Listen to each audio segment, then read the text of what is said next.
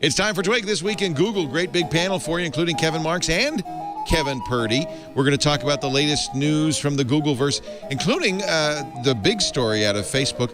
Facebook buys Oculus VR, and the crowd goes nuts. We'll find out why next on Twig. Netcasts you love. From people you trust. This is Twit. Bandwidth for This Week in Google is provided by Cachefly. CACHEFLY.com. This is Twig, This Week in Google, episode 242, recorded March 26th, 2014. That's Numberwang. This Week in Google is brought to you by lynda.com. Learn what you want when you want, with access to over 2,000 high-quality online courses, all for one low monthly price. Try it free for 7 days. Visit lynda.com/twig. That's lynda.com/TWIG. And by Squarespace, the all-in-one platform that makes it fast and easy to create your own professional website or online portfolio. For a free 2-week trial and 10% off, go to squarespace.com and use the offer code TWIG. And by Jira, an Atlassian product. Jira is the project management solution for teams planning, building, and launching great products. To learn more about Jira and to try it free for 30 days, visit atlassian.com/twig. It's time for Twig This Week in Google, the show that covers Google, the Googleverse, the cloud, the Facebook, the virtual reality helmets, and all of the above.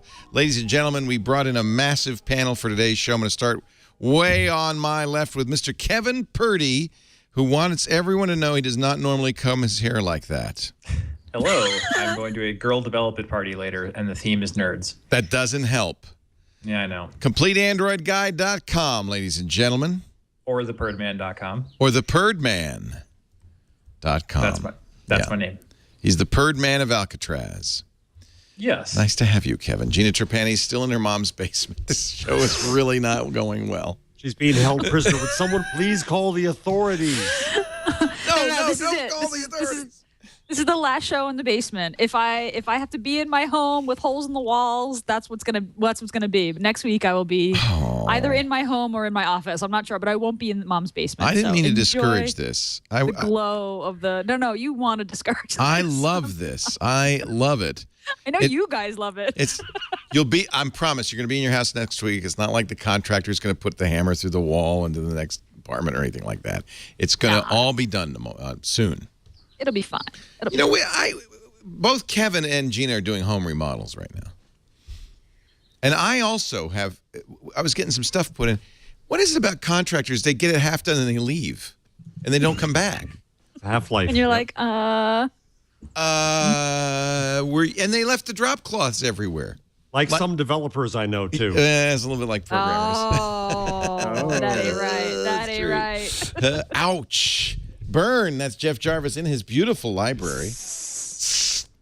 Looks good. What's different? There's something different. Next time I want to do the show from the road. I quite like that. That was fun. Yeah, we watched Jeff pull up via Skype. I can't be safe.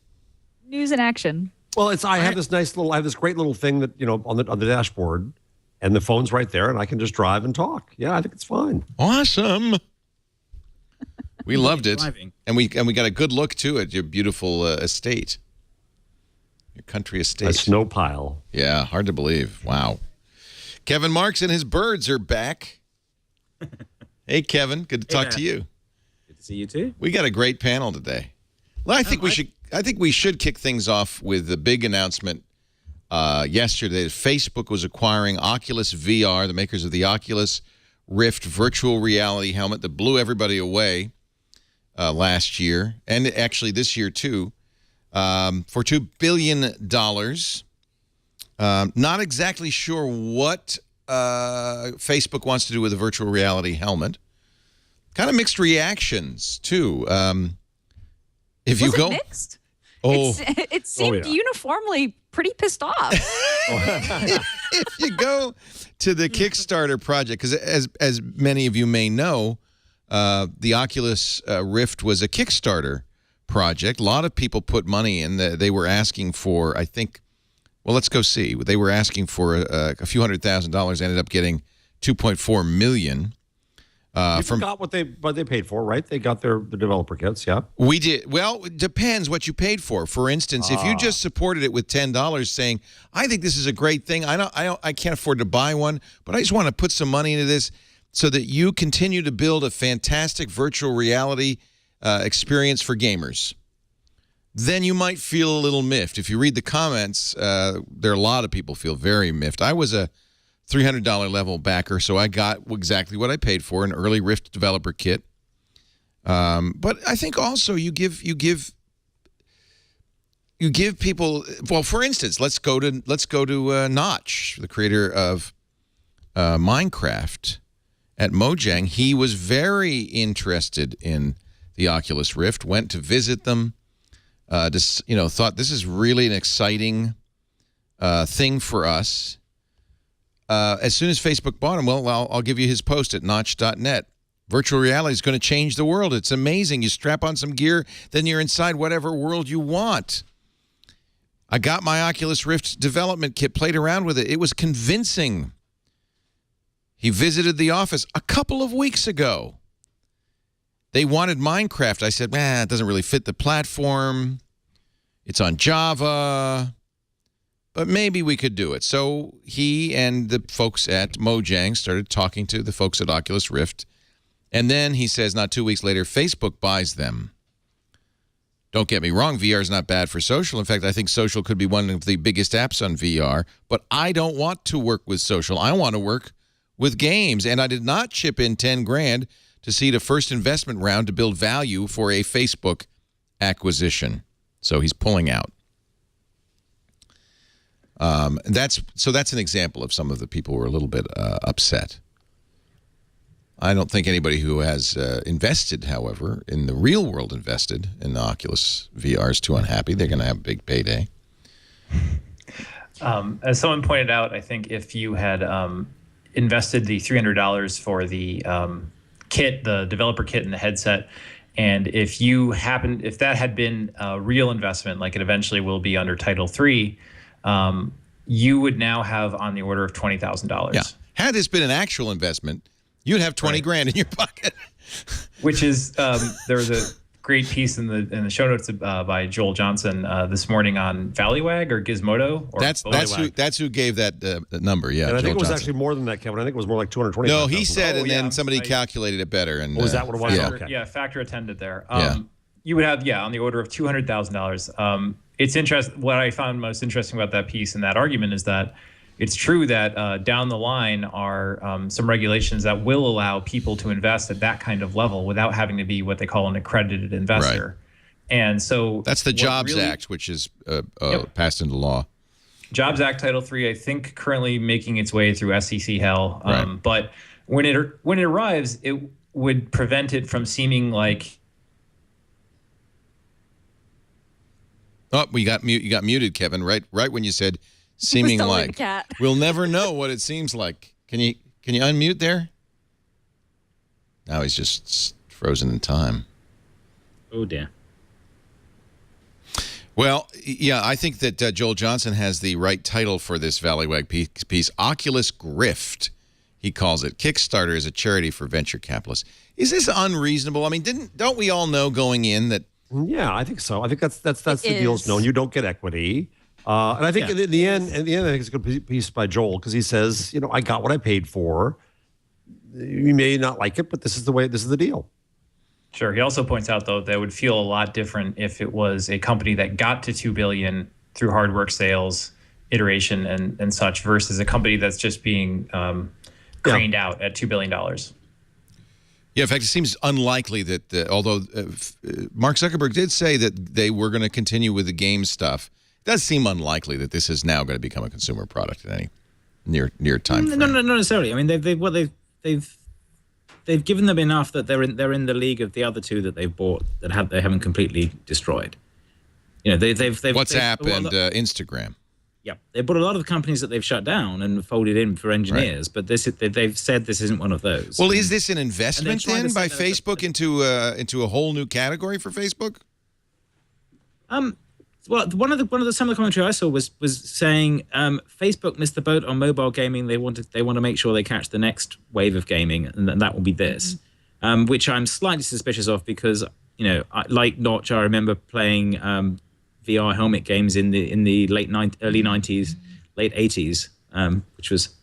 Do you remember the pterodactyl thing? Yeah, at SIGGRAPH, they had the pterodactyl. You put the big helmet on and you'd be flying. No, but this was actually in arcades in London. It was in the Trocadero. Really? Yeah, and the CN Tower had one. This is John Walden. I actually know the guy. But you had to put a big, as Notch points out, you had to put a big old thing on, and it was it was a huge thing, and it was really low res. It was right. Yeah.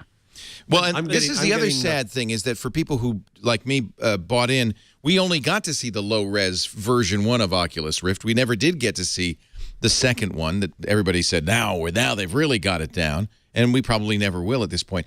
Joel Johnson suggested, and I think it's a good idea, why don't, you got $2 billion, spend a little money and send all of the early backers, the version 2 development kit.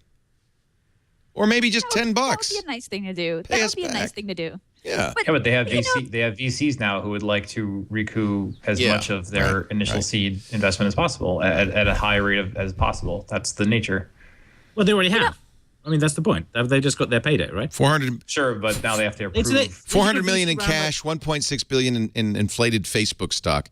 Again, Facebook is using its stock really effectively to acquire stuff. The VCs will cash out now. The VCs are done. Yeah. Yeah. And there's still money in the table, I would guess. I get Joel's point, but it feels indicative of this weird sense of entitlement that really turns me off. I mean, it's like saying if you purchase something from a company that at some point goes IPO and makes millions of dollars, that you're owed something back. And I feel like that is very specific to our industry because we have these crazy blockbuster stories of young kids making billions of dollars. And I think that on some level, all of us are feeling like, well, I'm owed the same thing, because I'm just as smart, or I could have had the same idea, or I could have written that code. And that's just not true. I mean, that's just not true. And when you back a Kickstarter campaign, you're not purchasing equity, and that's very, very clear. And look, I'm speaking as someone who crowdsourced the early round of my own company. This feeling of like I'm owed something, and with the Oculus deal, it was particularly bad because I didn't know much about Oculus, and I'm not much of a gamer, but it felt like it really added more insult that it was Facebook because there was such a clash of Absolutely. cultures there. Had this been Google, I don't think you'd see this. I completely agree. Yes. But this whole how much are my tweets worth? How much money did I make Twitter? That I just am like, how much money did you make? You chose to use the service, and the idea was never like I'm owning a part of this company now. There's a way to do that. You can purchase shares in a public company, right? But that's not what you were doing. So I find that whole angle sort of off-putting because I do feel like it's indicative of a weird sense of entitlement. That's got false. So the counterpoint to that is that is the situation that happens all too often, which is the thank you for our wonderful journey letter that appears when the startup that you've been dumping your data into for the last 2 years gets bought by Facebook or Google or Twitter and shuts itself down, and all your data disappears. And that's our incredible journey. And now we must part. We have come to a fork in the road. It's the Our Incredible Journey post. Yes, we are shutting down. You have this much time to get your data. This has been amazing. Thank you so much. Yeah, and Good luck. There's been enough of that happening that people feel that when this happens to Oculus Rift, even though I think in this case it's fairly clear that Facebook want to keep this going, and they're not going to give them $2 billion just to hire John Carmack and the other chap whose name I've forgotten who founded the thing. They really do want to build something here, and they think there's something there. And yes, it's it has been a geek dream since the 1980s, 1990s. We've got ages and ages of sticking screens on your faces and hoping they work, and the vision may actually be doable. So the way to contextualize this is you gave your $10 or $300 or $10,000. And you established this company. You got them to the point where they could then go get additional venture funding, and they could then go to the next prototype, and then they could get acquired for $2 billion. It would be a different. I think you're right, Kevin. I think a lot of this is that people just don't trust that Facebook's going to continue on with Oculus Rift. But assuming that they do, then this is all how it's supposed to happen. Is that what you're saying? This is good. I mean, I think this is potentially. I don't think this is what this is. That feeling of they've bought this thing and it's going to die now. I think they're going to keep working on it, and potentially Facebook will take it further. But we don't know. The thing is about this VR thing has been a dream for a long time. I watched The Matrix with my son this week because he hadn't seen it, and it was interesting to sort of watch that and go, oh yeah, I remember this theory as well. To me, it goes back to Neil Stephenson's Snow Crash. That was the first time and I think a lot of people, maybe Neuromancer by William Gibson, science fiction, where Snow Crash is a bit later. So Neuromancer, there was never any technology in it. There was he just said he sees this thing, and there was no explanation of how it worked. Well, he jacked in. He had a little port, didn't he? Yeah. In the back of his head. We don't know exactly how it worked. No, but if Gibson deliberately didn't describe anything, so you would imagine. He wasn't a technologist. He was a technologist, whereas Stevenson was like, and there's a laser scanning your eyeball, and he did massive. But either way, I think we fell in love with this idea of a virtual world we could enter that would be indistinguishable from the real world, except that all of this amazing stuff could happen. I think part of what the other pathos behind it is when Kickstarter really works well, I think you've helped create a product or a project that would not have existed were it not for your support. And I think you might question, or someone might question, whether they helped create a prototype VR kit that would have never existed if it wasn't for geeky enthusiasm, or if you helped some folks get closer to Facebook. I kind of see both sides of it. I totally get the Kickstarter is not a store, but you're also not a shareholder. But I think it's tough when the idea is to help individuals and small teams get started, and then you see something like a $2 billion figure show up all of a sudden. Yeah, but listen, at the end of the day, I've been around investors when they've invested in companies, and the wise investor, even if it is an investment, puts the money in and then lets the smart company run itself, and it's got to do what's best for the company from that point out. And so what were they to do? Say, no, we'll turn down this $2 billion because we want to stay in our garage. Right. Because we want to be loyal to our peeps who gave us a few bucks at the beginning. Sure. Let's all go to the garage and put on a show. It's just too Shirley Temple. Does it hurt Kickstarter in any way? I mean, the other one you might look at, and Kickstarter blazons this on their front page when you go to Kickstarter.com, is Veronica Mars, a Hollywood movie that was made with money from its fans. I think the fans don't feel let down. They got the movie. Mm-hmm. Yeah, I mean, something that would not have existed were it not for their enthusiasm. And it wasn't enough money to make the movie. It just gave Sony Pictures or whoever enough, input that they said, yeah, maybe we should do this. Sure. I mean, Kickstarter is never going to have on their front page, sold to Facebook for $2 billion, right? I mean, they've always been about works of art and supporting creators, and I even think they're moving away from software projects a little bit. Although, this really, really is hardware. But look, in 5 years, if Facebook invests in Oculus, or Oculus operates on its own, and it becomes the vision, and becomes a mainstream consumer product, and then I could see Kickstarter saying, "Hey, they got their start here." But not now.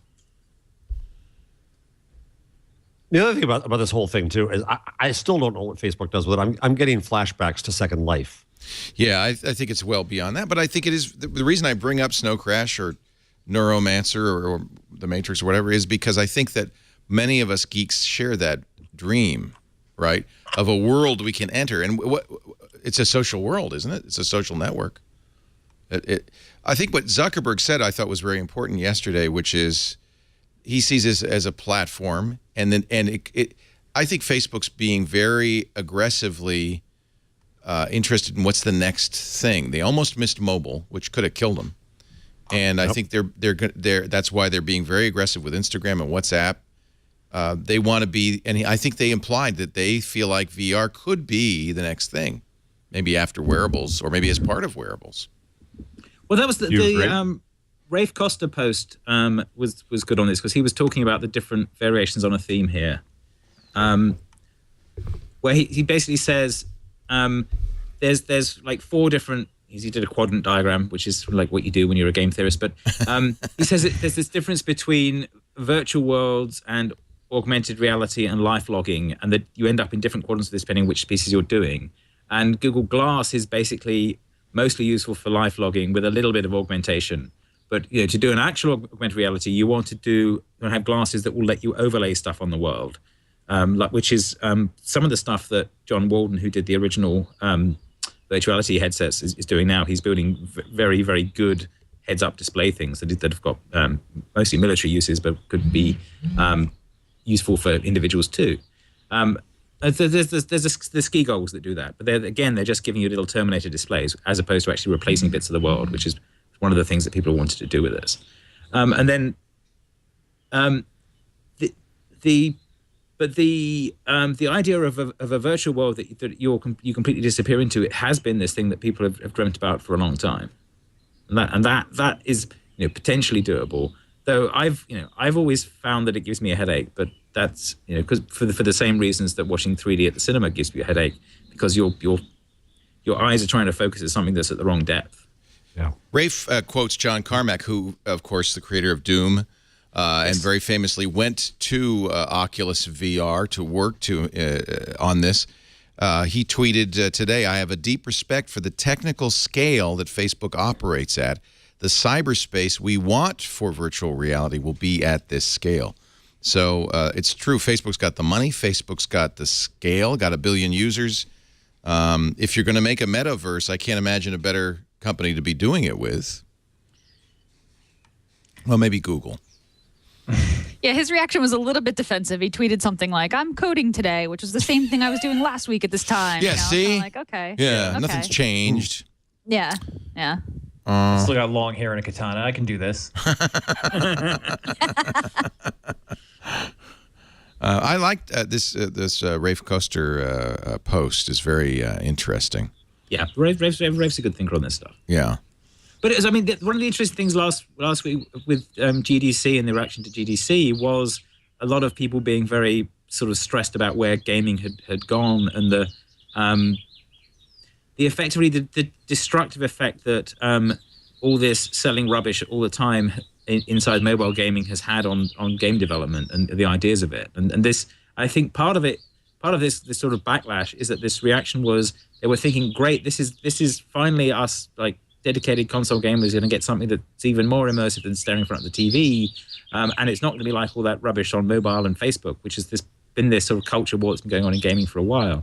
So in a sense, this is selling to the biggest enemy of the core gamers, and I think that's part of the culture clash here. I agree. And if you are a core gamer, then you'd probably be relieved to know that Microsoft and Sony are both working on their own virtual reality projects, although I don't know if they are the companies that are going to innovate in that space. And I'd be amazed if Google isn't doing something as well, though I suspect theirs is more augmented reality than virtual reality. Yeah. They've already got the little tiny screen thing with glass. I always thought that glass would be much better as an augmented reality device. It's just really a second screen that you look up at. I'd love to see it overlaid on life. I'll put a link in the IRC. This is pretty cool.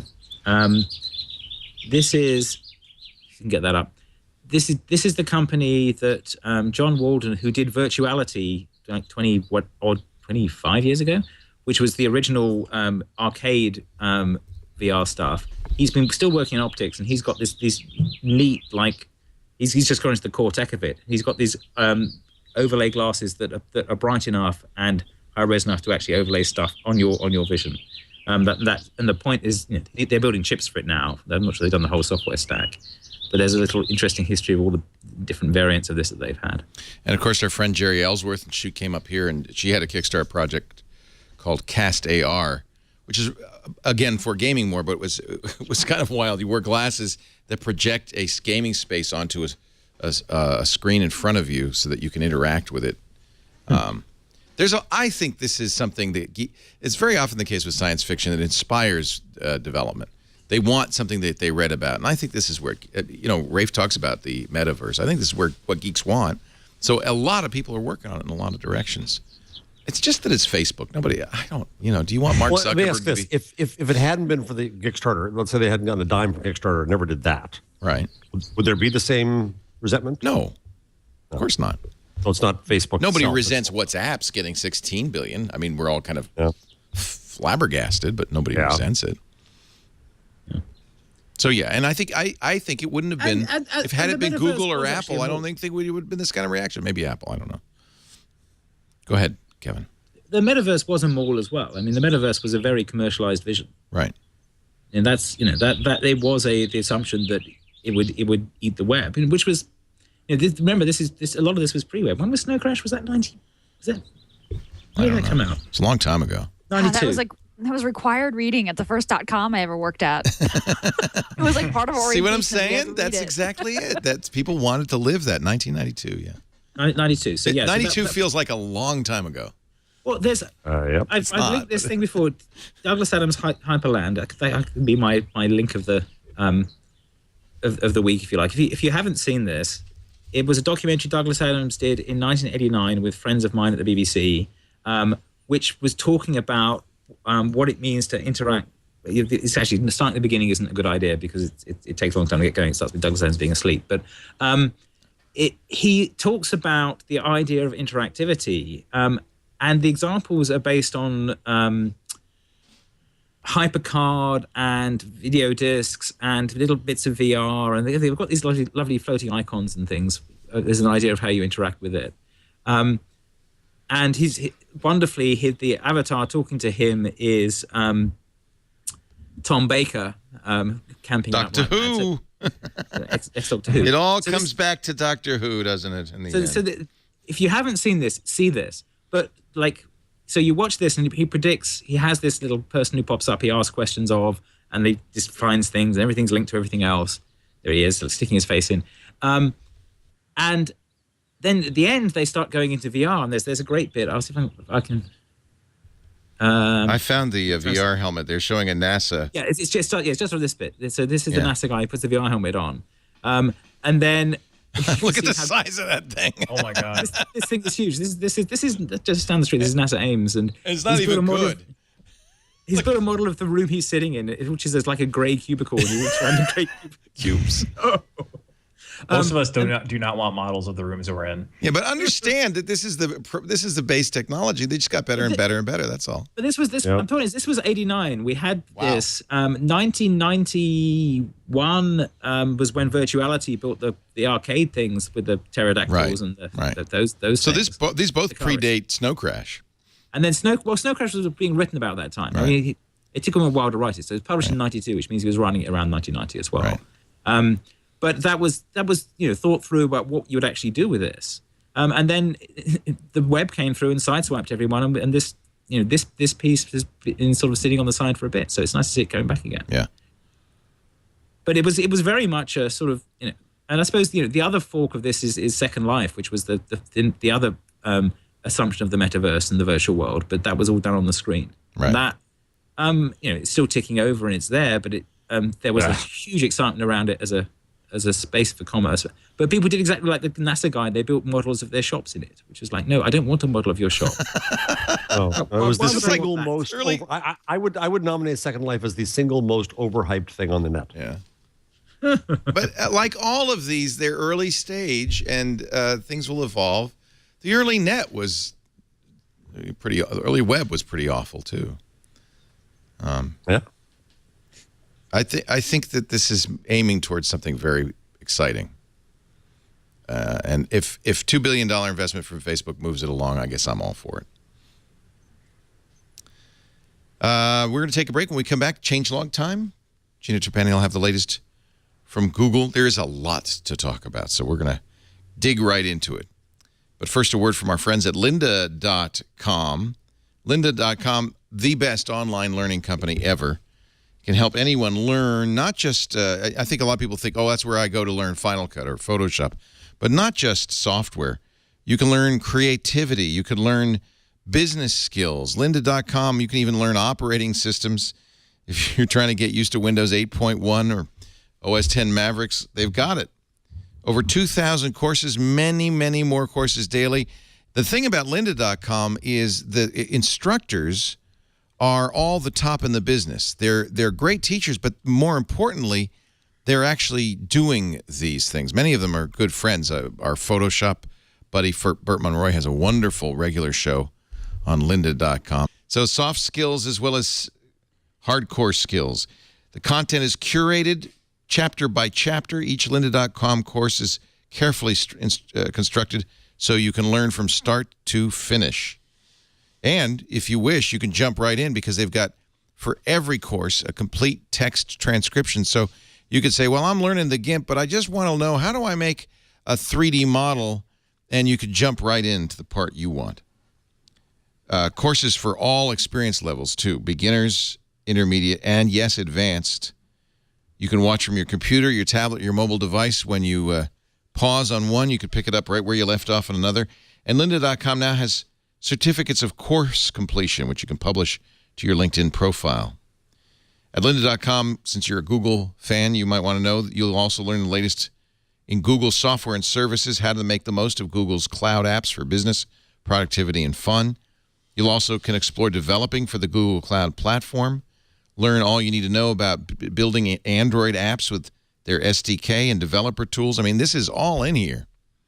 Try it free right now. It's only $25 a month for access to the entire course library, $37.50 a month for the premium plan. But you can try it free right now for 7 days, full access to the entire site. Over 2,000 courses for free when you visit lynda.com/twig, lynda.com/twig. This week in Google, we thank Linda so much for the work she's done and her support of this week. And let me add, Leo, that at the CUNY Graduate School of Journalism, where I teach, we buy a site license for lynda.com for all of our students. And that's how they learn an immense number of the tools that they do and how they can dig into more tools on their own. And it's an invaluable resource. We do kind of the same for our editors and stuff. When they need to learn Final Cut or the new version, we always go out and get them on lynda.com. That's a great place to learn. Let us bang the drum slowly. It's time for the Google Changelog. The Google Changelog. Gina Trapani is in her basement with the latest Google stuff. Man, I just love that intro. Thank you, Leah. Google Now. Google Now has arrived in the stable build of Chrome for Windows and Mac. We saw this in the beta versions a couple weeks ago. We've been talking about Google Now on the desktop. Well, it's rolling out to everyone now. The cards will only be visible on your computer if you use Google Now on your mobile device and if you're signed into Chrome. And the cards that you see on your desktop Chrome are a subset of the mobile cards. So you'll see weather, sports scores, commuter traffic, and event reminders. I'm seeing some stock prices in mine. Some cards may be based on the location of your mobile device, which hopefully is near the computer you're using, but others will just work independent of location. How do I see those cards? Where do they show up? So if you've got Chrome installed, I'm on a Mac here. I see a little bell at the top of like the in my menu bar. notifications.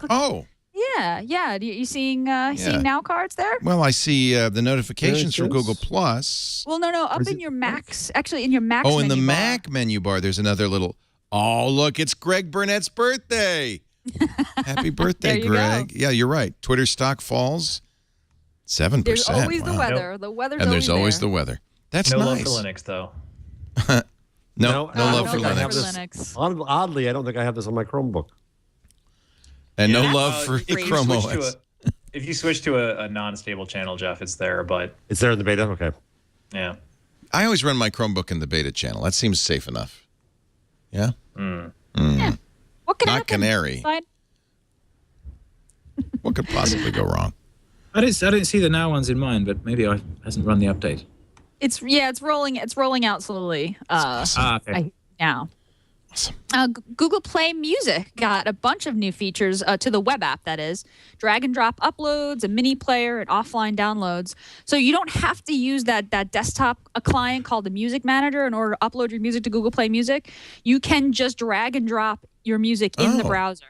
Yeah, you actually have to opt into this. It's a music lab, so you have to opt into the lab feature, and then you can even configure your Google Play Music in the browser to add music automatically in the top right, which is kind of nice. You can also download your music now from the web app, and the little player has a little new pop-out functionality that you can click the arrow on the bottom right of the corner of the UI and pop out the player. So some nice upgrades there. a new Chrome experiment called Chromecast Photo Wall. You can see it at g.co/photo wall. So this is how it works. You got a Chromecast plugged in, and then you and your friends all have your Android devices, and you got this Android app, and then you can create a photo wall, and everybody can start adding photos to that wall. Neat. Yeah, and it shows up on your TV, and it generates a YouTube video automatically when you're done. And I think this also works just with your laptop as well if you don't have a Chromecast. We did it at Cowork Buffalo the other day. It got a little anarchic, so we had to shut it down, but it's pretty awesome. Is it pretty awesome? So the Android app doesn't have the best reviews in the Play Store. We were talking about this last night on All About Android, but it looks really neat, and it does seem like more of an experiment than the most stable app in the world. But Kevin, I haven't tried it, so I'm glad to hear that you had it going at Cowork Buffalo and it worked. The setup is a little wonky, especially when you have to type in a code on your Android and make sure you've got the right Chromecast and all that stuff. But when it's working, it's pretty neat. You're all literally just kind of pinboarding it in front of each other. What happened that you had to stop? People put up naked pictures of themselves? It's a co-working space. Okay. A lot of sensitivities and sensibilities at play. So someone's got to step in and be the police. Yeah. Okay, just checking. Oh, so there's no one who's there's no one who's okaying photos. They just go whatever gets dragged on there. I think you can make it private. But then why are you hosting your own private photo wall just to show people? Like if you want to show people your vacation slides and force them to watch, I guess. I don't know. You must watch this. No, it's really fun when it's working. It's very experimental, but totally fun. It sounds like a lot like Google Plus events where everybody could contribute their photos to at a particular event, like if you're having a picnic or something. I don't even know if this is still around. I think it is, but it seems similar in that it's a social photo sharing. Still there, yeah. 1/4 of your event attendees don't email you and say that they never got the invite. So it's like that. It's better. All right. Well, on that note, Google Drive adds image editing features in slides and drawings. And this will just allow you to do basic editing tasks without having to leave the app. That means you can crop, apply shape masks, and more from inside a presentation or drawing. And you can also add borders. So little extras there for docs, for slides and drawings users and docs. And finally, I know you've been waiting for this forever. I know this is what you wanted in Gmail forever. Pinterest for your inbox. It has been called. The Gmail promotions tab is getting a little visual makeover. This is a test of a new design that switches from being a list-based view to a grid with big images, which of course Google is now caching on their servers, right? So they've got all those images, and so it shows images from the emails that make it easier to see exactly what the message is promoting, and the grid view makes it easier to scroll through a lot of messages with infinite scrolling. And you can sign up to try this test. It's a field trial, so you have to opt into it. And you'll be able to toggle between the traditional list view and the grid view within the promotions tab. And this test is just for desktop only right now. So I almost never look at my promotions tab, but hey, if you're into coupons and promotions, this sounds cool. Where do we sign up? How do we do that? Yeah, in the labs? I don't see it in the labs on my Gmail. So I have to. There is a long link that Marketing Land had. Sorry. Well, if you go to the Google Mail blog, you can get that link, I guess. Yeah. Okay. All right. The test. All right. Sorry. A more visual way to view your spam. Thank you, Google. It's g.co/mail field trial is the shortened URL. Oh, perfect. I'm sorry, Gmail. g.co/Gmail field trial. Gmail field trial. Yeah. And then you have to click join field trial. And then if you're accepted, yes, I want to join the field trial. If you're accepted, they'll let you do it. If you're selected, you'll see a message in your promotions tab when this feature is turned on. g.co/Gmail field trial. I opted in and I do not have it yet. Let me check my Gmail because I might be better than you. You might be. I'm trying with not yet. I'm trying with my backup Gmail account. That's basically all spam, so that should be a good one to try. Yeah, well, that's why it's perfect for that. Yeah, all the stuff in promotions is spam, isn't it? Isn't that what it means? It's spam you signed up for. Spam you signed up for. Yeah. Yeah, I don't know that the Google would call it spam. Yeah. Let's see. I have multiple Google accounts going on here, so. But that's all I got. And that, my friends, is what we call the Google changelog. Bum, bum, bum, bum, bum. Ladies and gentlemen, we will take a break and come back with more. Kevin Purdy is here. We're going to make Kevin say something. Maybe you could do a song from Greece. One or two. Or High School Musical, actually. I don't want to age myself, but I would be more familiar with it. Yeah, okay. Kevin Marks is also here, and listen for the bird song. Say the secret word and win an Agent Looks like Starling. he just ate one. Yeah, he does, doesn't he? The cat that ate the canary. And Jeff Jarvis from his beautiful library in upstate New York. I don't know where it is. Or somewhere. It looks like part of it the ought to world. be. Jersey. Jersey, upstate New Jersey, downstate, east side. And, of course, from Brooklyn, Gina Trapani. Our show today brought to you by Squarespace. The secret behind some of the most beautiful websites in the world. That's why Squarespace says a better web starts with your website. The hosting, of course, we never see a Squarespace site go down. And I know, I'm an expert on bringing sites down. Never a Squarespace site. So it's great hosting, but it's also great software running on top of it. That means it's always secure, always up to date, and always being improved. New features, new designs, better support. 25 beautiful templates to start with. You want to see them? Click the Get Started button at squarespace.com. You actually can use this free for 2 weeks. And features like the Logo Creator tool, which lets you design a logo for yourself. If you get a little confused at any point, you can easily talk to support. They're there 24/7 via email, chat, phone, plus a completely redesigned customer help site for easier access to self-help articles and video workshops. Every Squarespace site has a couple of features. All the templates include mobile responsive design. That means they'll look great at any size, anything from an iPhone to a 30-inch display to Times Square, baby. But also, they all have commerce. Even the least expensive $8 a month plan has e-commerce. This means it's great for a nonprofit, a cash wedding registry, a school fund drive. Pricing really is right. You've got, for $8 a month when you pay for the annual plan, you'll get a free custom domain name. The e-commerce professional plan includes unlimited bandwidth and storage.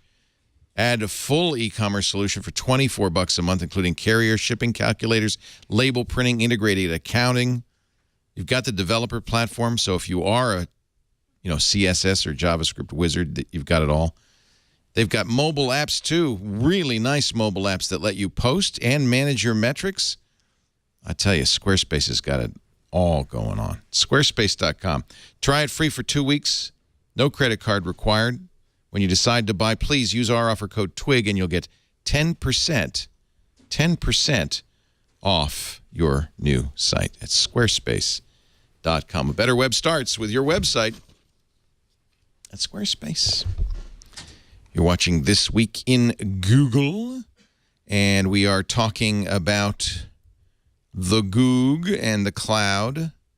There's a lot of news about Google, not just Google, but Google and Apple. Google, Apple, Intuit, Clear Channel, Comcast, eBay, Microsoft, Adobe. Apparently, they've been colluding, violating antitrust law by agreeing not to poach each other's employees. And the really nasty part, we've seen this before, this antitrust case has been going on for some years, is the email from Steve Jobs to Eric Schmidt, then CEO of Google, saying, "Oh, you got it. What is that? Yeah, well, you're in the class." I'm in the class. I was working for Google at the time. So. Oh, my God. Wow. Of course you are. So tell us, Kevin Marks, why this was a bad thing for you as an employee. It was not particularly a bad thing for me because Google paid me fairly well. But but had you been looking for another job at Apple, or maybe? Yeah, no, the thing is that if you actually read the transcripts and what they were saying, it is fairly damning. That's the piece that's shocking. The smoking gun is horrible. And they're well aware of what they were doing. There's Eric Schmidt saying, "Let's do this verbally, so we don't leave a paper trail." Leaving a paper trail. But they're basically saying, we're all friends here. We shouldn't recruit from each other's companies. This is which is the effectively forming a cartel. And it was interesting reading Horowitz's book, which is the great book, the Hard Thing About Hard Things, on being a CEO. The one piece in that made me go, wait a second, was a chapter where he talks about not poaching people from your friends. And reading that in the light of this, it sort of made me think about how far the attitude is. And from their point of view, we don't want to annoy these other companies to get into a bidding war, because that will raise the price of engineers. And as an engineer, that's like, yeah, please raise my price. Raise my price, yeah. Yes. Please fight over me. And that's effectively what happens when they do these acqui-hires. They end up getting into bidding wars for a company to get the engineers. And those are the ones who benefit. And I suspect that this is the unexpected consequence that they've done by deciding not to bid against each other and hiring and not to poach each other's engineers. They're creating incentive for people to leave and build startups instead, and then get hired that way. So I think they've probably shot themselves in the foot with this. I'm fairly sure that this is a lawsuit. Some lawyers will make a lot of money out of it. There'll be a settlement, and it'll be like the Amazon. Yeah, maybe not. I mean, it's the Department of Justice suing here. This is the U.S. government. This is antitrust law. There is a class action suit as well, but this is the class action, the one I've got. This is a classic violation of antitrust law. Everybody knows this rule, and Steve Jobs apparently furious that here's the email from Sergey Brin. So I got another irate call from Jobs today. I don't think we should let that determine our hiring strategy, but I thought I'd let you know. Basically, he said if you hire a single one of these people, this means war. In any case, let's not make any new offers or contact new people at Apple until we've had a chance to discuss. Eric Schmidt agrees. He says, I got a same call from Meg Whitman over at eBay. Let's do this orally. And then this is the one that's really reprehensible is Eric Schmidt writing to Steve Jobs saying, hey, don't worry, we fired that person that offered an Apple employee a job. We're out of here within 1 hour. We're going to make a public example of them. And Jobs sending back a little smiley face. And then Larry Page says, gosh, I never got a smiley face from Steve. One thing that amazes me about a paper trail like this is that companies, publicly traded companies that you assume have these huge structures and delegation and so many committees and shareholders meetings, but the way this article reads, it's like Steve calls Larry tells Eric, hey, Eric, got some friction over here from Steve, and Steve's like, yeah, I heard from Meg too. Like it's a clubhouse with 10 it's people. very much so. Like it's not multi-billion-dollar companies with hundreds of thousands of employees and all these assigned roles. Four it's bakers just like playing about the flour shipments. Yeah. Here's the email from Steve Jobs. Eric, I'd be very pleased if your recruiting department would stop doing this. Thanks, Steve. The next day, Schmidt sends an email to Google's top HR people. I believe we have a policy of no recruiting from Apple. This is a direct inbound request. Can you get this stopped and let me know why this is happening? I need to send a response back to Apple quickly. Let me know as soon as you can. Then they respond, the person who contacted the Apple employee will be terminated within the hour. We're going through her records to make sure she didn't contact anyone else. Please extend my apologies to Steve Jobs. This was an isolated incident. And then Steve sends back the smiley face. Wonder if anybody's yet surfaced that fired HR person. Boy, that would be that'd be interesting. Doesn't somebody in HR say, that sounds weird. Why are we doing this? I mean, isn't... No, because that's not what HR is like. HR is there to be the tool of the company. Well, and they know it's illegal. They know it's illegal. It is a clear violation of antitrust law. There's no like, oh, we didn't know that. Oh, you can't do that? Oh, I didn't know that. They knew that. So I think part of this is, and that was the interesting thing about Horowitz's book, was that when you're a company of like 20 people, not poaching your friend's startup's employees makes a bit of sense. Right. You don't actually want to do that. And the problem is people, as these companies grow, they forget that they're now behemoths. And Microsoft was a classic for this. They would always think they were a startup, even at the point where they were, half of them were conspiring to knock other companies over. The things that Apple and Google and Facebook are like major employees around here. They employ thousands and thousands of people.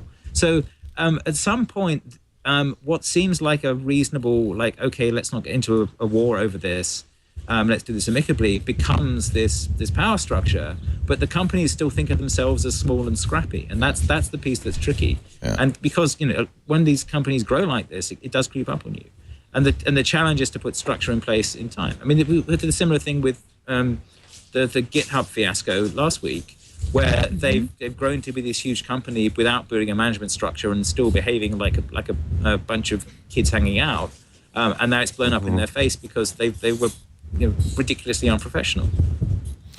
Mike Arrington's at it again. I just love this. Oh, we're going to do this Arrington story, aren't we? Let's do it. Let's do it. So it goes back to the story we've been talking about for a couple of days now. Microsoft had an employee who was leaking code to a French blogger. He was very loyal to the company, doing it on Hotmail, Microsoft's MSN Messenger, and SkyDrive. So Microsoft said, well, let's just look at that. Let's take a look at that Hotmail thread, and read his stuff. And since Microsoft has said, no, we're going to, obviously you don't need a subpoena to read your own email server. We don't do that though, unless there's a clear, violation of the law.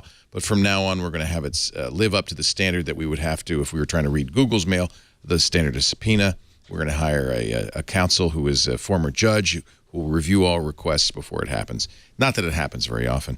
So Mike Arrington's reading about that, and he says, I have firsthand knowledge of this. A few years ago, I'm nearly certain Google accessed my Gmail account after I broke. I love that phrase. I'm almost positive. Mike, by the way, this is kind of this is his MO. He's kind of a little, paranoid. Nearly certain that Google accessed my Gmail account after I broke a major story about Google. A couple of weeks after the source was approached me in a very inebriated state and said that he or she had been asked by Google if they were the source. They denied it, but they was then shown the email that proved they were the source, and a little while later was unemployed. Google says, no, we don't do that. No, it never happened. Google General Counsel told Liz Gaines at Recode, Mike makes a serious allegation here. Google opened email messages in his Gmail account to investigate a leak. While our terms of service might legally permit such access, and that's kind of the point to underscore, all email services have weasel words in there that allow them to do this. We've never done it, and it's hard for me to imagine circumstances where we would investigate a leak in that way. There's two things about that. Yeah. One is, the obvious follow-up question is, how would you change your terms of service to make that not possible in future? You're the chief counsel. Please do that, because you should not have terms that let you do that. But the other piece of it is, we did not investigate it in this way.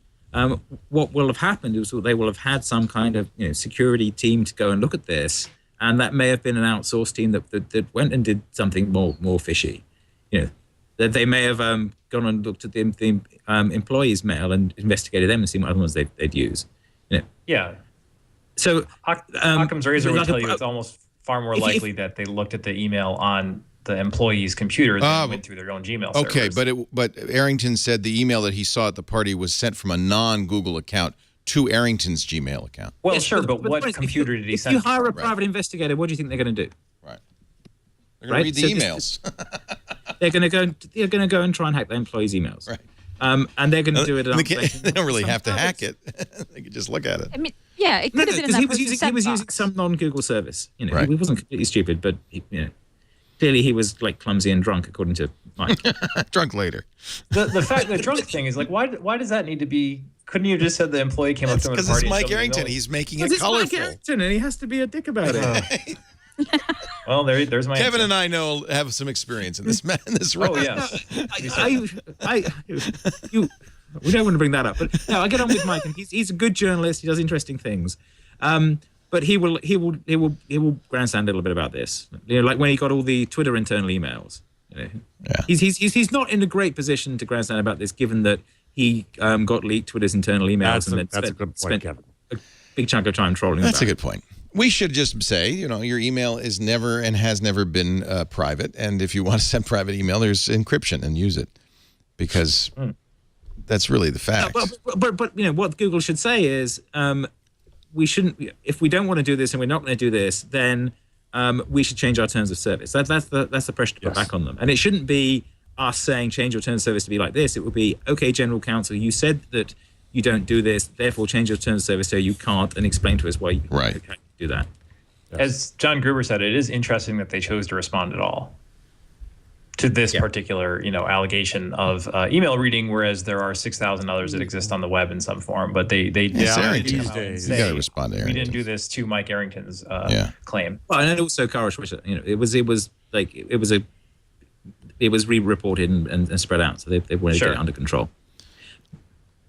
Let me look at the smoking gun on the Google terms of service. Let's see if we can find that. Apparently Yahoo, Microsoft, Google, all do this. I mean, all have these terms in their terms of service. Let's see. Oh, well, I can't quite find it, but it says under certain circumstances. Generally, it says something like under certain circumstances. And that may well have been put in because they get subpoenas and right. The very common one is someone's going through a divorce and they subpoena the spouse's emails, and that goes on all the time. Right. Yeah, for a subpoena, I understand. I think the issue is. No, I mean, the Microsoft thing was that they didn't require the investigator to get a subpoena. They reported this thing to the investigators, and they said, "Oh, we're just going to look at his journalist thing." So they didn't get the clear separation of powers thing going there. Right. Google has been good about that in the past. They are fairly good about that, making sure come back with a court order type stuff. And I don't think that they would have. Because I'd be surprised if they did that internally. Microsoft's response, I thought, was fairly good, but they neither did they change their terms of service. They still allow it, but they are going to have a high standard, et cetera, et cetera. Yeah, so that's the problem. It's like, trust us, we're going to do this internally. And it's the same people who are doing this other, phoning each other up and firing people and conspiring in that way. It does make you a little suspicious, yes. The M8 from, I bet you guys talked about this a little bit on All About Android last night, the new HTC One. We did. You are an HTC One owner. I am. One was a really bad name, isn't it? So this isn't the two. Mate, yeah.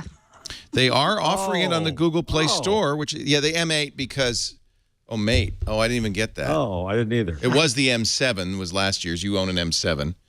I think it was just. So you can get it from the four big carriers, and there's a Google Play Edition, which is great news. It's in my cart at the moment. Oh, really? I haven't pushed the button. Out. So what's special about it? Why is it nicer than a Nexus 5? Oh God, I could go on and on. Do. Just give me the sell me on it, man. Sell me. My son needs a new phone. There's a Gizmodo post that is side by side as a GIF that has the photos from the Nexus 5 and the new HTC One, like GIFing in and out, and it's all you need to know. Camera. Well, there's a little debate on the camera. It's very, very similar to the camera you have, Gina, the old HTC One camera, still 4 megapixels, although the front camera is 5 megapixels. But they're doing this super pixel thing. They are putting 2 pickups on the back, so that they can you can have selective focus on your images, which is odd. Again, you can change your focus after the fact. Yeah, the second sensor is actually a depth sensor, so something's going on there. I'm not sure what. You could also just take out the things in the foreground can be treated one way, and the rest of the photo can be treated another way because it understands depth. Yeah. But it's still a 4 megapixel camera, and a lot of the issues I think that I had with the M7 are still there. It's good in low light, except it overexposes. There's still some issues with it. I'm not sure that it's a great camera. Do you really like your camera and your M7? The camera's okay. It's okay. I still that ultra pixel thing. I'm not sure I buy it. Photos. That definitely doesn't focus the way I'd like. It's okay. My daughter likes to throw my phone a lot, and I just bricked it today. Like it's dead. Like I can't quite boot it up. That's why the M8 is in my my car. I think you have a pretty good excuse. It seems like a good excuse to me. The big thing with my problem with the M7 is the battery life, and The Verge and everyone is saying that the battery life on the M8 is way better. So it's a bigger battery, and it's also using the new Qualcomm quick charging capability. It comes with Quick Charge 1, which is not great, but the new Quick Charge 2, which apparently is just a software update, means it can charge like twice as fast. Yeah, that's really nice. And I'm not big on cases, but I love that dot view case. Yeah, that's kind of neat. Yeah. So that gives you a dot, a small, like kind of like the Moto X, where you have a version of the screen that doesn't use up a lot of power, so you can see what's going on. Like Light Bright. It's like a Light Bright. It is. We've got to torture you more than this. So, because when you bought that one, the Nexus 5 wasn't out, the Moto X wasn't out, as I remember. So now that you have a panoply of choices. Yes. Okay. So the boom sound, you got the 2 speakers on the front. That's a big difference.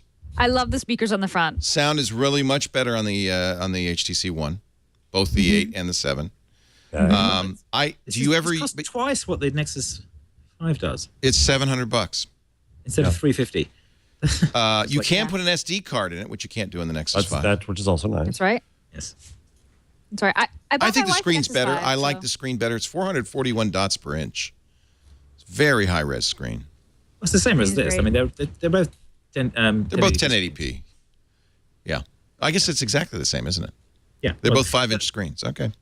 Yeah, and I think I shared with you guys. I bought the HTC One because of the design. I was completely just suckered in. I just think it's a beautiful. Well, phone. you'll like the M8. I played with it yesterday. It's very nice. It's even nicer. That metal on the back looks amazing. It's even. I think it's even nicer, frankly.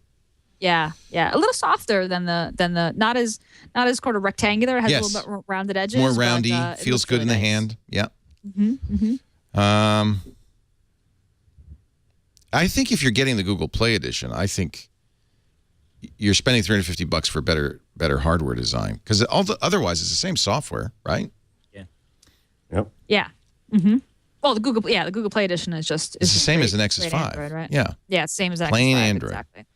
Exactly. I actually got a Verizon edition because I like the HTC Sense. I want to see the new Sense.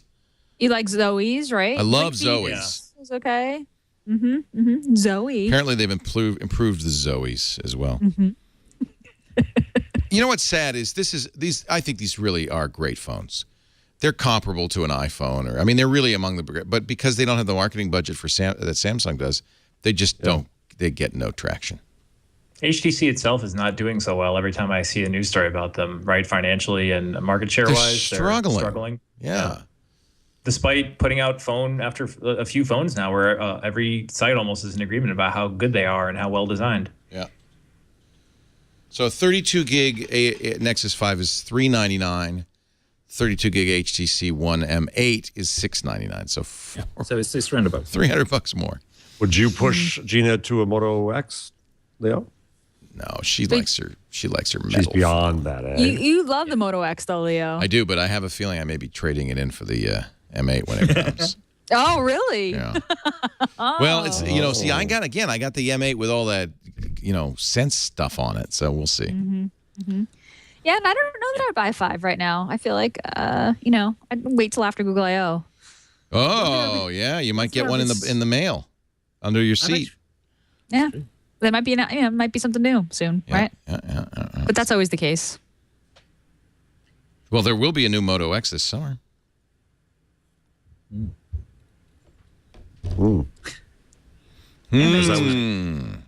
Boy, I've used the voice stuff on my, and I don't have as good a voice as you have, but on my Nexus 5, I was using it today to get Chad to tell you I was late coming, and just dictating emails. Works pretty amazingly. Yeah. The voice on Android is great. Period. We all love it. Somebody's getting a Skype call, which is bizarre because you're all on Skype. Bizarre. No, I know. Google I/O is open for business. Well, it will be soon. Registration opens April 8th. It's going to be random once again. Random. April 8th through April 10th. I don't know why they have the extra 2.5 days. It says it in 8 seconds. So you can play the stupid game before you sign in. Is that what you have to do now? You have to play It's not really game? a game. I mean, I went through it while we were on at the beginning, and you just kind of click it a bunch of times, and it goes around and around and around. It goes. What goes round must come around. Save. Do I have to do this to win a? No, it just kind of then goes through. Gather these elusive subatomic particles. So just click on the big thing, and it. Oh, I'm gathering again, them. Because Google is gathering every bit of atom in the universe to become part of the new Google Universe 2.0. Larry Page's Island. Now what? So now it'll come up with another one. Ooh. And you gotta think, who spends all this time in the Googleplex writing this crap? Well, click. You're making a tetrahedron, polyhedron monolithon. Click on the right thing at the bottom. This is what my right, pants are made of. Click on the pink thing in the bottom right. It'll open the box. Tell you what's happening. Silicon. Build up the atoms to create a full crystalline structure of this highly abundant element. Click the blue balls to make more. This is beautiful. I don't know. Is this... Jeez, imagine how good this would be in an Oculus Rift. Now what? I'm in their neural network. Add raw data to see what this network's processors can come up with. Okay. Sucking in the raw data. It came up with a Rubik's Cube. Now a donut. What is this? This is so stupid. It's weird in the post-NSA world that Google has a bunch of games where you have to gather everything into your central core your sphere. Keep it all safe. Now what? Tap the Earth to see how we connect with one another. To share ideas instantly. With balloons. Project Loon. What's the point? Oh, modems. And now satellite technology. Soon we will travel to Mars and this strange jigsaw puzzle planet. What the hell? Or possibly a Death Star. Oh, the Death Star. Wow. This is like, I feel like, oh my God. There, and now it just starts over again. What? After all that, you're back to. Oh, well, I should have just scrolled down. That was the test. That was the test. Scroll down. Oh, hey. Wow. Jeez. Let's break stuff. Experience IO. Is that a Facebook shout out? Getting to was it? They are round. Oh, break stuff. Move fast and break stuff. Is that what Facebook says? Yeah. Yep. Move Let's fast. and break reboot. things. Let's hack. Let's grab a drink. If it's broken, break it is the Google equivalent. Right. If it's broken, break it more. Well, the point is, if you find something broken, demonstrate that it's broken so people fix it. Oh, this is good. So there's no rush this year. Just apply to attend any time during the 2-day window, and we'll randomly select who gets to come. You. No. You. Yes. It's pretty good opportunity for them to capture a lot of data about people who are interested in going to IO. Yeah. It's also $900 for general admission. They don't mention that. There's no price tag at this point. Yeah. Okay, so we're gonna wait, and here's a binary clock counting down. It's on the help page, and there's actually a press pass request form on the help page as well. Oh, okay. There is. I guess I should fill that out. Mm-hmm. Yeah, you need to use Google Wallet. You need to use Google Plus in order to apply. And its academic admission is $300. I mean, this is way better than rushing to try to register, at a moment in time. Yes. But you are competing for the ability to have the privilege to pay $900 to go. Lots more stories. I'm going to let each of you nominate a story from our long list that you'd like to talk about. We're going to get Ray-Ban Google Glass. Oakley Google Glass. That's kind of interesting. Glass has Google's doing a deal with Luxottica, which makes all of the, major consumer glasses brands. I want to talk about the cloud computing stuff a little bit. Okay. Yeah, that looks interesting. I actually I got an email from Google a few weeks ago saying that they were doing this Cloud Platform Live event. The event's going to be in San Francisco, but they were going to do satellite viewings, like with streaming video at like Google New York and Google LA, a few other offices, and that they were going to do a live demo on stage showing how to connect an Android app to a cloud service, and that they'd found To Do Text, and they thought that To Do Text would be a great candidate to do that. And was it okay with me if they, live coded the cloud plugin for To Do Text, and would I like to attend the event? And I was like, absolutely. I mean, whatever, the app is open source anyway, they didn't really need to ask my permission. So it was really neat. I went to Google New York yesterday and just kind of watched the live stream. There's quite a few people there. They announced a bunch of really cool features, some of which I didn't even really get my head around because I'm just not this kind of engineer that does this kind of ops stuff. But huge price drops in cloud computing services, virtual machines. And, as it always is at these events, it was the conversation that I had with a Googler kind of in the back in the hallway, for 5 minutes. That was way more informative than the actual presentation. But, the nut of it is that Google, first of all, is obviously taking on AWS, right? They want to take Google's internal operations, like all the systems that they have set up to deploy code, to deploy servers, they want to turn that inside out, and they want to offer that to companies, to startups. And they want everyone to sort of benefit from all the awesome automation that they do. And so this series of announcements yesterday, I think, really lays the groundwork for some even bigger kind of cloud platform stuff that we're going to hear about at I/O. Again, this is like super back-end, systems kind of stuff, but some really, really neat stuff. And another interesting thing that at the announcement that I found is that they're really embracing GitHub. They've stopped pushing developers toward code.google.com. They said, GitHub is where the code is. GitHub is where the community is. They're doing continuous integration and checkouts and integration with GitHub, doing pull requests and requests. They're hosting a lot of their own open source projects on GitHub, which I was impressed by and surprised by. I really like that they were saying, we're going to go to where the people are versus ask them to come to us. So anyway, it was a really cool event, and yeah, they forked To Do Text and they hooked it up to the Google Cloud, which is kind of fun. I'm still awaiting my pull request. But so I would say I want that. Yes. Yeah, that's nice. I don't like using Dropbox. So these price drops are kind of mirror the price drops on the consumer storage that they announced last week on Google Drive, and Google said at this event that. Up to now, pricing on this stuff has not followed Moore's Law, but now it's going to start following Moore's Law, which means dramatic drops, halved every 18 months or something.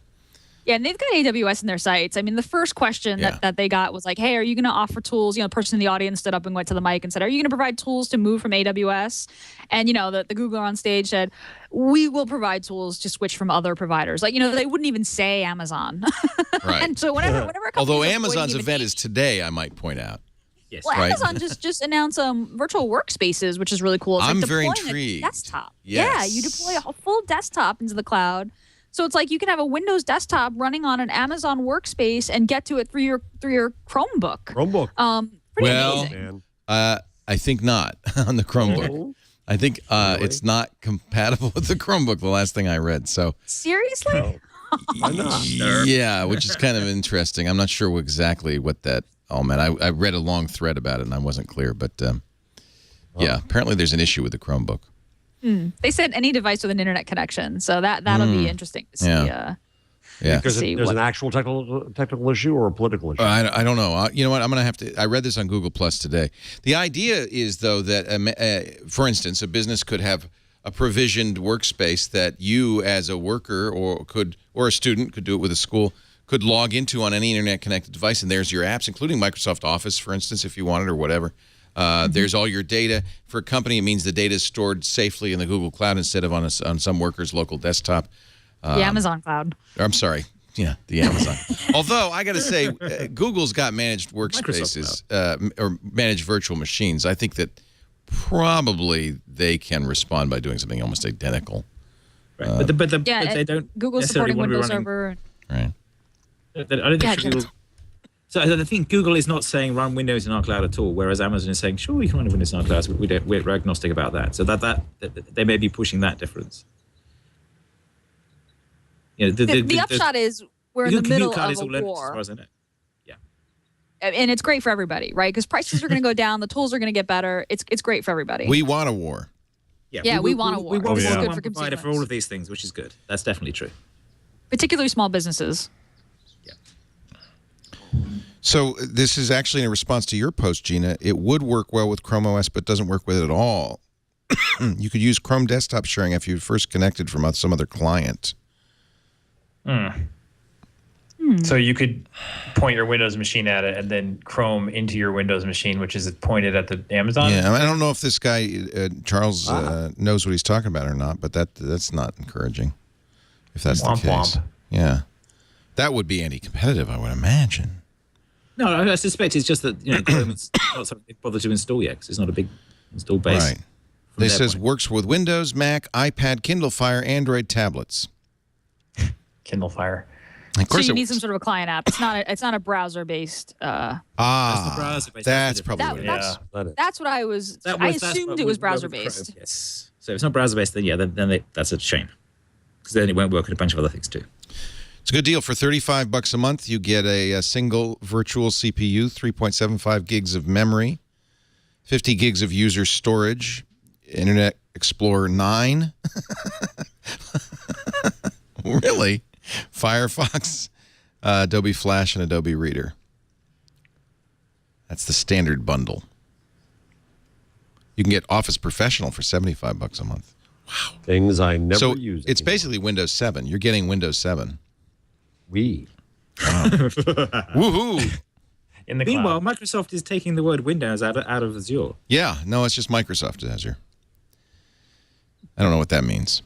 It means they're trying to pitch the people who want to do Linux hosting there, which they've been able to do for a while. But this is good. The fact that we've got three suppliers that let us run stuff in the cloud and don't require us to use their technology as much as they did is good. Because the Google App Engine was originally, you have to write everything in our own weird ways with our own weird libraries because then you can use Google stuff and it'll scale for you. Wouldn't that be lovely? And people said, yeah, that's kind of nice, but I don't want to write in that weird way. I'd just rather write the things I know.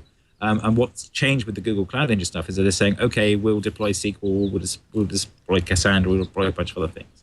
And they did a demo last week of deploying some insane, like 1 million concurrent clients on a Cassandra instance in Google Cloud, which is pretty impressive. So there's definitely a play there. There was a little animation on screen. I'll admit I was multitasking, but there's this animation on screen. They're like, okay, yeah, we're now inserting 45,000 rows per millisecond into our database, and look, it's going to do a live migration right over. And look, the animation's not even going to stop. And oh my God, look, it didn't. And everybody clapped, and I was sort of like, what?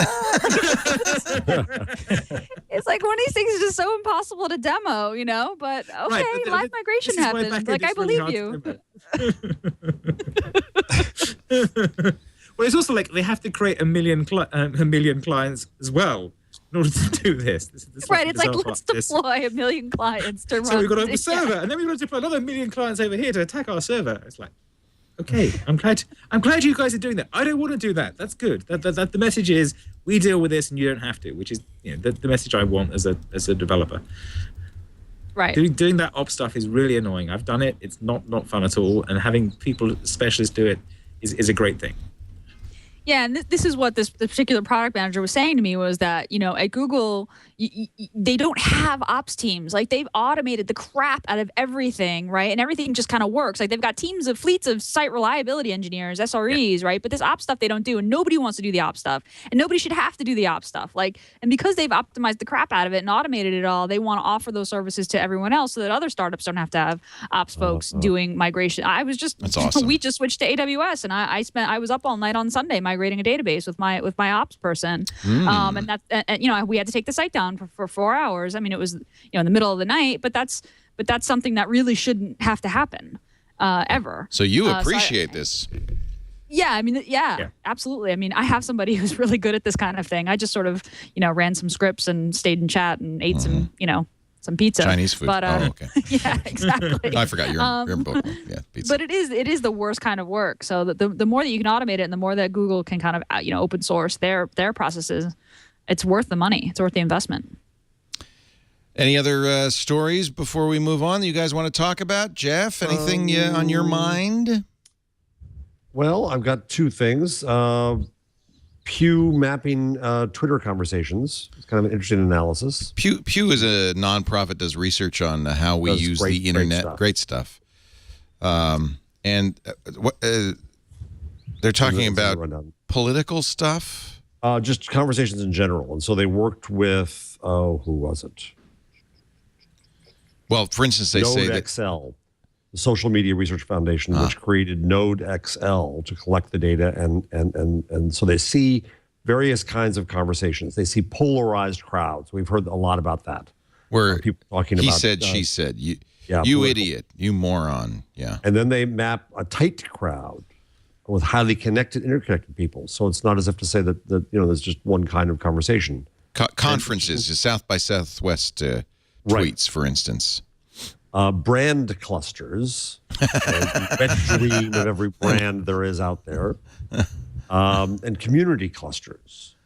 I'd like to buy these maps and put them on my wall. Aren't they pretty? Yeah. Then finally, broadcast networks. When important stuff go out and hub and spoke, and support networks. So that's interesting too. The whole Comcast, Dell, and so on. Those kinds of conversations, support networks. So I just found they were pretty and interesting to see the different kinds of conversations that do occur on Twitter. All right. It's going to take a long download, I can tell, to get the interactive version of this. And I think we should probably mention, I think just for the kind of the record, as far as I'm concerned, I see it as an Edward Snowden victory that on the path to victory, that the White House is looking at ending bulk collection of our metadata. Boy, that would be amazing. Well, I will wait and see. Yeah. But at least they're making the right sounds. Yeah. Good news for Pebble. I didn't realize this is a success story. Pebble has sold 400,000 watches, and they're on track to double their revenues in 2014. And when Facebook buys them, then everybody's going to get pissed. Another Kickstarter project I sank my money into. Yeah, they're just quietly chipping away at the smartwatch market, despite all the big noise coming out of both Google and Apple lately. The Pebbles aren't as sexy. They don't do as much, and yet people really love them. You're wearing one, Kevin. I see. Chad's wearing one. This is a Pebble Steel. They're intentionally kind of minimalist, as opposed to all the kind of things you've been hearing about what might come out of Google and Android is, monitor every aspect of your health and connect everything. And Pebble just wants to be like, hey, want your text messages? We got those. Chad, you still enamored of the Pebble? I'm still in love with the Pebble. Yeah.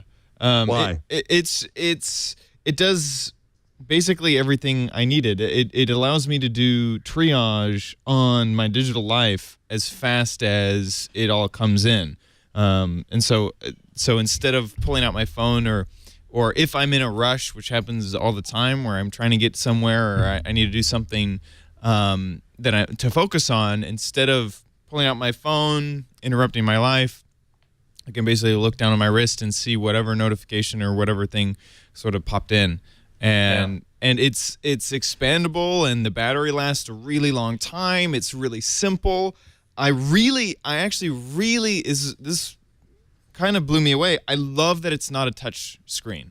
I really like that it has physical buttons, because I can check something and then go straight back into doing whatever the heck I was doing before. I don't need to worry about the screen wake time finally turning off, so that I don't actually accidentally add do something to it, or if I'm in bed and I get a message, I can look and then go back to sleep or whatever. I'm not worried that the touch screen is going to create some input.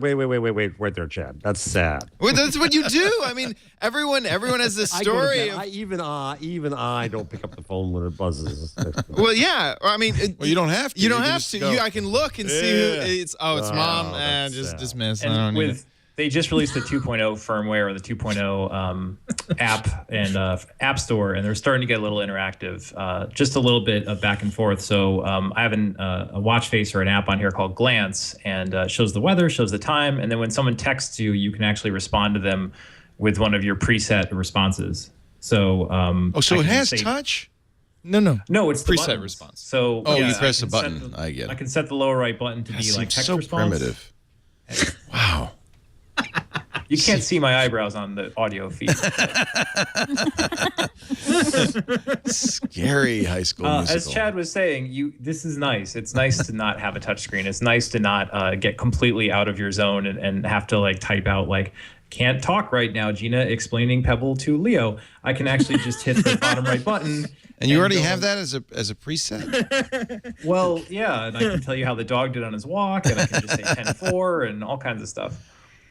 It's real. I have to say, with 400,000 units, that's probably beating anybody else in that space. Yeah, by they're in lot. Best Buy, for God's sakes. Probably beating the pants off the Galaxy Gear if I had to guess. I would Yeah, guess. probably beating the Gear, which in and of itself is like Yeah. is awesome for them. Good for them. Yeah, good for Pebble. Yeah.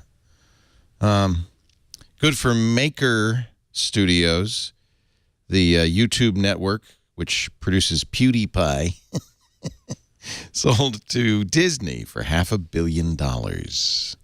For the record, that's not PewDiePie. That should be PewDiePie, but it's not. It's actually the founder of Maker Studios who had a big payday. This puzzles me a little bit because I would imagine, well, maybe they've got all these guys locked in, but I would imagine that they don't really own any of these shows. But maybe they do. That's probably why Disney bought them. All right, well, let's take a break. When we come back, we're going to get our number, our tip. Kevin and Kevin can give us some products or something they're turned on by as we wrap it up. This week's Twig.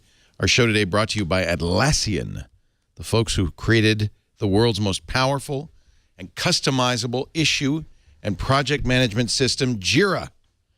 J-I-R-A. It easily captures and organizes your workflow so you can prioritize and take action on what's important while staying up to date with the activity going on around you. The hardest thing about talking about Jira is it can do so many things.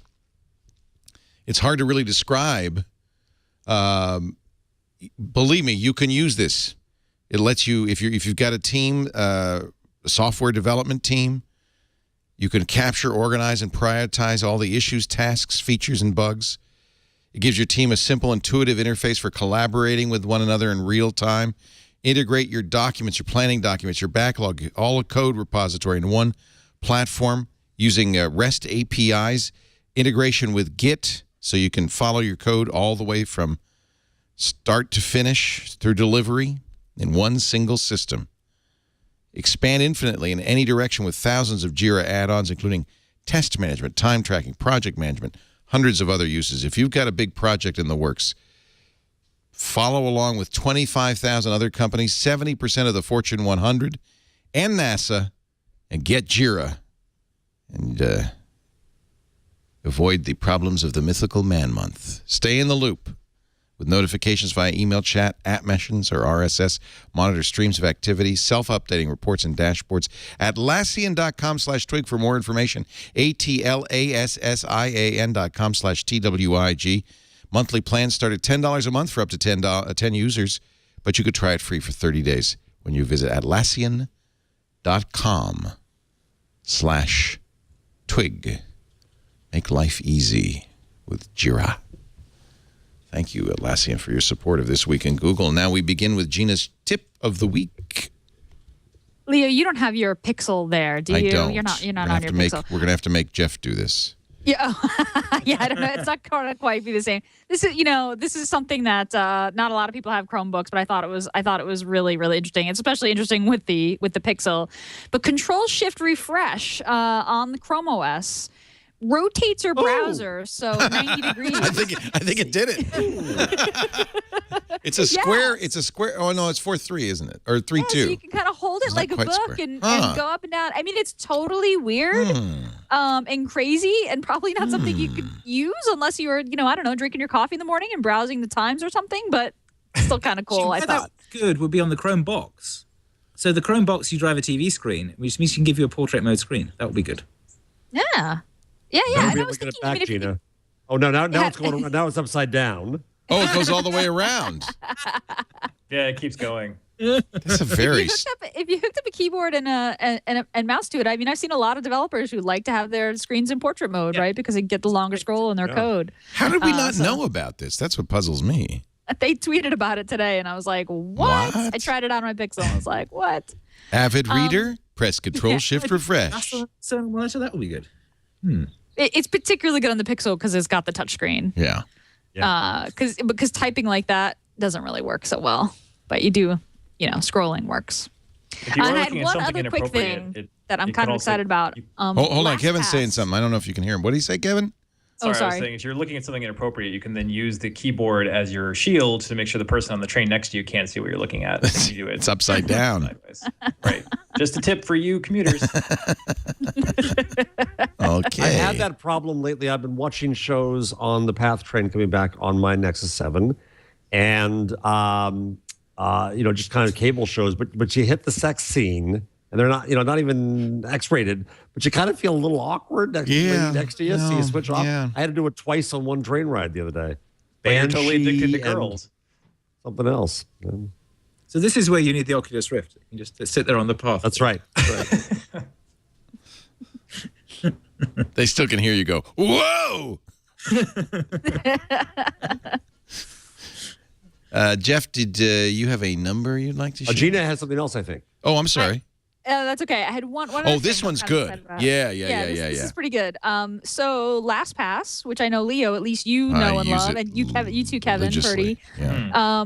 Their auto login to Android apps and on the browser on Android just got way, way better. Like it now, the app, if you're subscribed to Premium, which is like $12 a year, it's literally like $1 a month, completely worth it. It will autofill your username and password into apps and into your browser on Android in the latest update. You have to enable accessibility so that it can do that screen overlay, and then it can detect, that there's a username and password getting displayed. But this is huge. This is really huge. This started with 3.2.0. Yeah. That was the thing that was putting me off using it, because it wouldn't. Yeah, do that on you just Android. have to open LastPass, copy the password, paste it. Yeah, but that's like a. Wow. The other way I used to do it when I had a lot of, like a new phone and I had a lot of logins to do to install on my apps, is you can use the LastPass keyboard and then it will do that. Yeah, the LastPass keyboard to do it. There was a shortcut. You could say copy my username and password to clipboard, and it would show it in the shade. So that was a little faster, but kind of insecure, because if you left it up there, in your shade, or if you left it on your clipboard, this is way better. Like, this is how LastPass works in the browser, right? And which is the best way. So I'm excited about that. I just wanted to mention that it can't happen on iOS because Apple won't give them access. And it's optional too. It comes up and it says fill with LastPass. LastPass can help you fill logins in other Android apps. Would you like to enable this feature? So it's not like LastPass is going to start throwing your password onto the screen every chance it gets. Very nice. Ooh. Very nice. I'm just checking myself. And now it's time for Jeff's number of the week. Well, so I like this one. In Recode, the Bay Area Council surveyed 500 San Francisco residents, and they found that in this survey, people are just fine with the buses and with Google. Oh, really?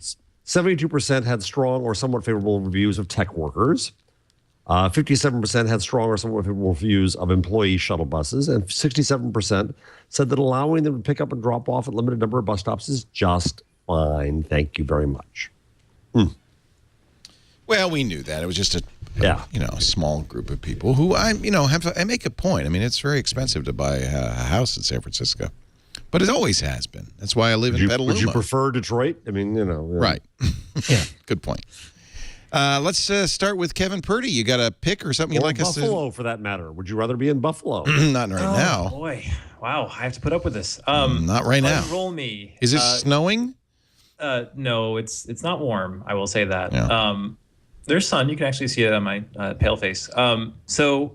Earlier you mentioned that Google, or Gina mentioned that in the changelog, that Google now has the visual promotions tab, so that you can see little visual previews of your mail, as you put it, your desired spam mail. And it reminded me that there's a really cool startup that's been doing this kind of like visual inbox thing for a while called Unroll Me. It's unroll.me, and you can go there, and it totally does require, a Gmail permissions where you give them access to your Gmail inbox. It's going to be a full stop for some people, but if you are really fed up with all the email you get, you can start using Unroll Me. And one of the things it does is it batches all your email into kind of subscribe, don't want, roll it all up. The roll up, though, the emails you send to it to batch all into one big email, they arrive as these little thumbnail previews of the top of the email, just like what Google did there. So whenever I see something like that, where a big company takes something that seems like something I've seen before, I always like to just point out that there is some have trotted that path before. So if you are both inundated with email like we all are, and you're interested in that kind of like quick heads up thumbnail preview of your email, try Unroll Me. It's a really cool service. Now I have to turn on all mail in my IMAP. That scares me. All right. Like I said. Let's try it again. But I do like the idea of getting out of all of these. God, most of my mail now is that stuff. Is the bacon the bacon. spam that you want? Yeah, spam well, maybe wanted or at one point signed up for. Spam, they can argue it's okay to send you. Yeah. Yeah. Because Google does a great job stopping the spam. They're just not great at the bacon. Good. I'm running it right now.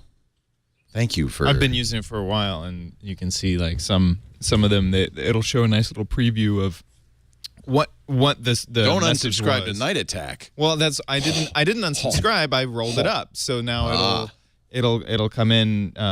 And I've been doing it for a little while now. Okay. And it is one of the nicest things is that it will show you all the lists you're subscribed to, and you can have an unsubscribe option. That's nice. Which you're just like, oh, I forgot that was 7 years ago. A that lot I of this stuff is that. Subscribe to that. I still am on a Ruby language mailing list that I really don't need to find the bugs in Ruby anymore. Kevin, do you have anything? Kevin Marks, do you have anything you want to? Thank you, Kevin Purdy. Well, I've got a couple of updates on last week's thing. So 2048 has gone on to take over the world and destroy everyone's productivity. But but the fun thing is, because it's open source, there are some other silly ones. So there's the Numberwang version, which. So do you get the reference here? Okay, Numberwang. So play this and see what happens. Wang computers. When Kevin Marks says, "Do you get the reference here?" Almost always no. Odds are no. So there's a British comedy show. So lost. So basically, it What randomizes is happening? It's randomizing the numbers. So, Oh, this is very frustrating. But it seems to. It's the colors. so you have to do it by color. Oh, it's by color. Well, I can do that. Well, except the yellows all look the same. So once you get to the high numbers, you can't play it anymore. Yeah, because there are some where the numbers are the same for different numbers. Yes. So, I'm numberwanging. It's Numberwang. So Numberwang is a parody of TV game shows done by Mitchell and Webb, where they just you can look the video up on YouTube. You probably should play it into the show. Where they have this incomprehensible TV show where people shout numbers out and they say that's Numberwang and give them points, and it's just like, It's just made up. it's just a Dada game show, and so but very funny. And so as you play this every once in a while, it shouts, "That's Numberwang." Yes. So the fun thing to do I'm with this still is so lost. Actually, pretty good This is a here. good one to play on the bus or train when somebody, they say, "What are you playing?" "Oh, I'm playing Numberwang." And how do you play? Well, can't you tell? It's obvious. Just watch it. So my son said he was doing this in the break room at school to troll his friends. He was saying, just sitting Definitely a troll there. game. They were like, "What? Huh?" I know what I'm doing. Some of the numbers come out backwards. That's what's really fun. Yes. Yeah, you get backwards numbers, you get square roots and Okay. some. So it's just very silly. To even understand this, besides the fact they have to understand a British game show parody, you also have to know about 2048, which we talked about on last week's episode. Yes. So we're going to pause the show now while you go and watch last week's episode and some YouTube Numberwangs, and we'll be back in an hour. And then there's I like to give people something to look up. And then there's the next 2048 variant, which is the 2048 Meta Edition. Ah. So in this game, you start out with 2048, then it turns to Doctor Who, and then you get the Doge one, and then you keep adding things, and you get. It's all the variants. other ones. So the other variants of 2048 appearing as bits of 2048. This is actually almost completely unplayable because 3 of them are the same. But This is fascinating. no, but I'm just loving. I haven't seen an open source game take off in this way before. That's the piece for me that's amusing about this, is that everyone's going, oh, I can mix this up with that and mix it up with that. And Is it because it's so easy to write? it's open source. It's already written. So Right. people are just forking off from the original 2048. But also there are like now 20 versions for Android and for iOS Right, as well. People right. have been pushing it into the App Store. Yeah, there's an infinite App Store collection. And then there's everyone saying, oh, it's just a rip-off of 3s. And it's like, well, yes, but Space Invaders was a rip-off of Breakout. What's your point? There's a the fact that they made it into something different and that is fun. It's interesting to watch. So it's only subtly different than the 3s.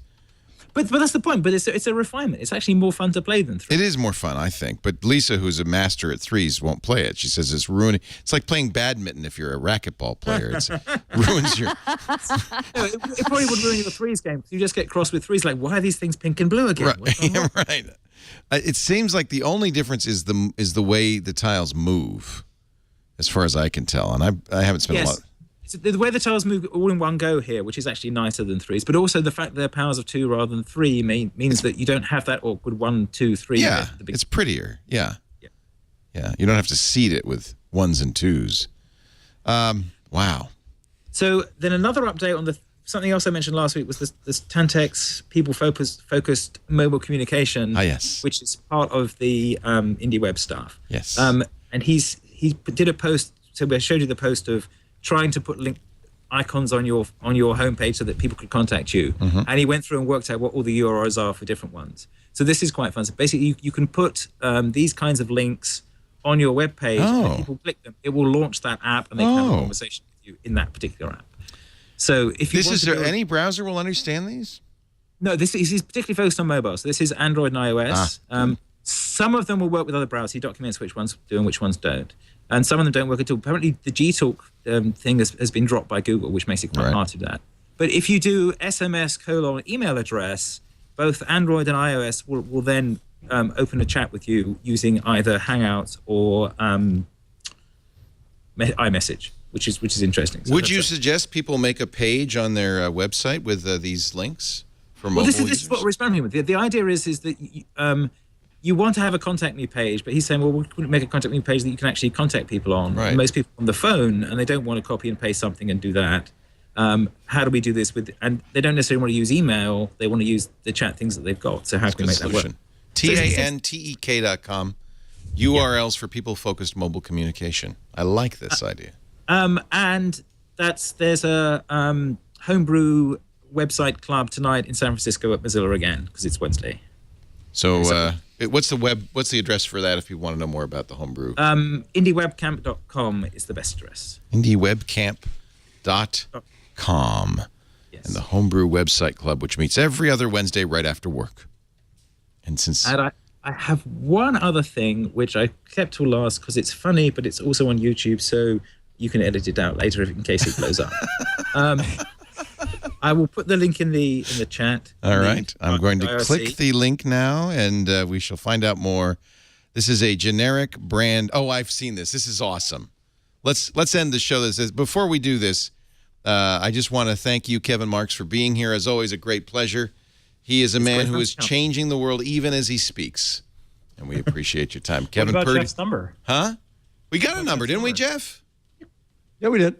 Yeah. Oh, okay. Never mind. The few ones. It wasn't memorable. Oh, okay. It was the lead into my Buffalo joke. Remember? That's right. He didn't mention Habermas or Chipotle, but Wake up here. It was just that it was 8. It didn't seem like it seemed like such a low number.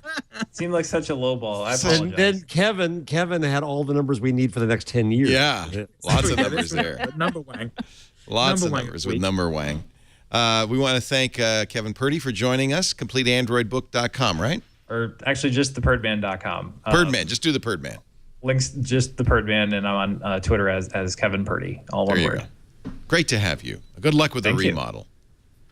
Thank you very much. I hope you have a door. Floors are looking nice. Yeah, and your hair looks great. I hope the female programmers just eat you up, eat you alive.